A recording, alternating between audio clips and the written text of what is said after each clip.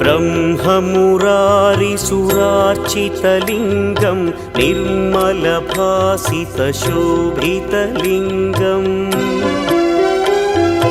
जन्मजदुःखविनाशकलिङ्गं तत्प्रणमामि सदा शिवलिङ्गम् देवमुनिप्रवरार्चितलिङ्गं कामदहन करुणाकरलिङ्गम्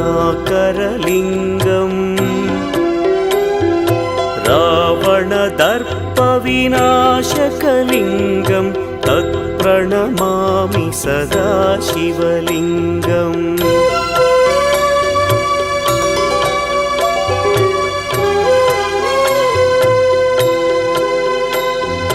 सर्वसुगन्धसुलेपितलिङ्गं बुद्धिविवर्धनकरलिङ्गम्